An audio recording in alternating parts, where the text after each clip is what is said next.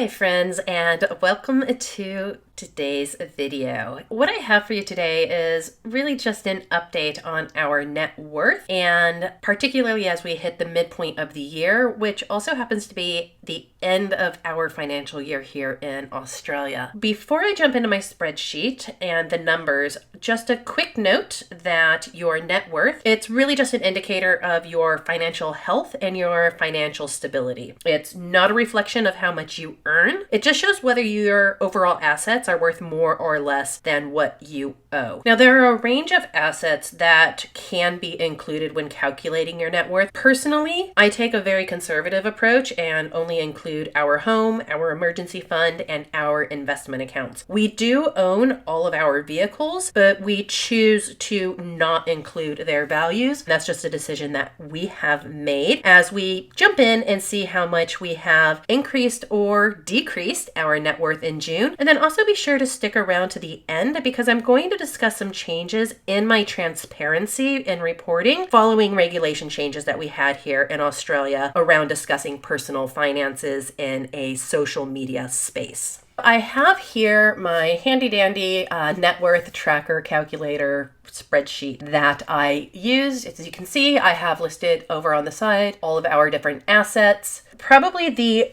biggest change that we have had, at least in a positive way, is the value of our home. We started the build 5 years ago, so we've had the loan now for 5 years, and our bank actually came out and did a new appraisal/valuation for us. And we had been saving up for an appraisal, had been planning one, but since they did one for us, we're able to just take the numbers that they gave us. And so after being in our home for 5 years, the value that they now put it at is $650,000. So we bought the land and built the house for $420,000. Pretty darn good return on investment, if I am being honest. $10,000 that is in cash on hand savings. That's basically just our emergency fund. Our superannuation, this is our form of retirement here in Australia, did take another hit despite all of our contributions, is down to combined between the two of us, I don't report them individually, $362,282. I often get asked how long we have had our superannuations for. We have been in Australia for 12 years. The first 2 years, my husband was still being paid from his US company, US dollars, and converted and such. So he has had his super fund now for 10 years, and then I have had mine for about 10 and a half years as well. So doing okay, but still probably a bit behind where people normally are at our age here in Australia, just because we didn't have that starting point when we got our first jobs and having that superannuation guarantee. We do have an external taxable brokerage account, and we have a couple of different portfolios there. So our first one is just strictly ETFs. There was $15,402 that is there. We contribute $300 every week into that particular portfolio. Our dividend portfolio, I do an additional, it's called the $1,000 project, started by Canna Campbell. That's just where extra money and such goes. That has dropped down to $2,540 at the end of June. We do a bit of micro investing on a platform that is $402, and then we put $20 every 2 weeks into crypto as well. So $52. That brings our assets in total to $1,040,678. And again, that is entirely because of that massive increase in our home value. That gives us a monthly change in our assets of $178,859.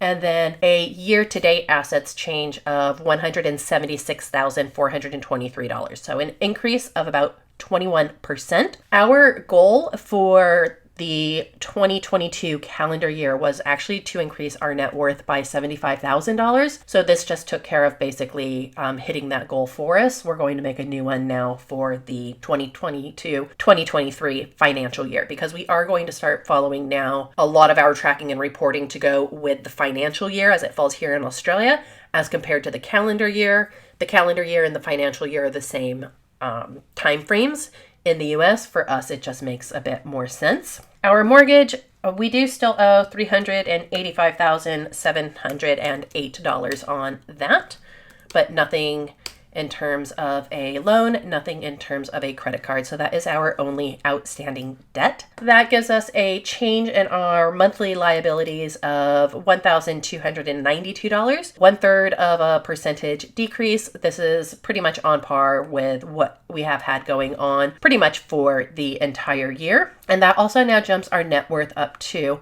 $654,970 over the $500,000 mark, and it gives us a 38% change on the year and about just under $182,000 in terms of a change. But again, that is driven almost entirely, not even almost, it is driven entirely by that increase in home value. Just like everywhere else, the markets are in the red here in Australia. Well, all of the investing that we do in Australia is in the Australian markets. I don't report on any of my investments that I have in the US markets, so everything is through the ASX. I don't invest in individual companies in the US. There might be some US companies that are in some of the ETFs that I have.